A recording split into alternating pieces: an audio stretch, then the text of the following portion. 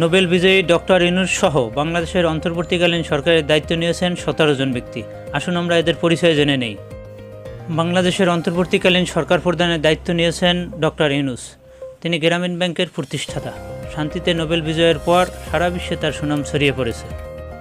উপদেষ্টা হিসেবে দায়িত্ব পেয়েছেন ডক্টর সালেউদ্দিন আহমেদ। তিনি বাংলাদেশ ব্যাংকের সাবেক গভর্নর ও অর্থনীতিবিদ। 2005 থেকে 2009 সাল পর্যন্ত তিনি বাংলাদেশ ব্যাংকের গভর্নরের দায়িত্ব পালন করেন। উপদেষ্টার দায়িত্বে হয়েছেন অধ্যাপক আসিফ নজরুল।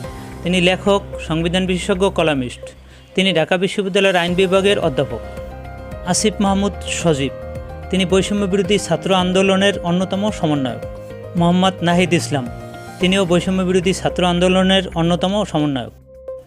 রেজাওয়ানা হাসান, তিনি ভেলার প্রধান নির্বাহী এবং সুপ্রিম কোর্টের আইনজীবী। মুক্তিযোদ্ধা ফারুকী আজম, তার বাড়ি চট্টগ্রাম হাটহাজারীতে।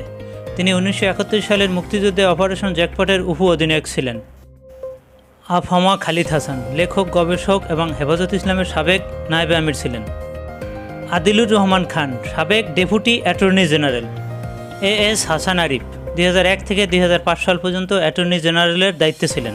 তৌহিদ হোসেন, বাংলাদেশের সাবেক পররাষ্ট্র সচিব ছিলেন। ব্রিগেডিয়ার সাখাওয়াত হোসেন, 2007 থেকে 2012 সাল পর্যন্ত নির্বাচন কমিশনের দায়িত্ব পালন করেন। সুপ্রদীপ চাকমা, সাবেক রাষ্ট্রদূত, চট্টগ্রাম উন্নয়ন বোর্ডের চেয়ারম্যান। ফরিদা আক্তার, গণবিশ্ববিদ্যালয়ের ট্রাস্টি বোর্ডের সদস্য।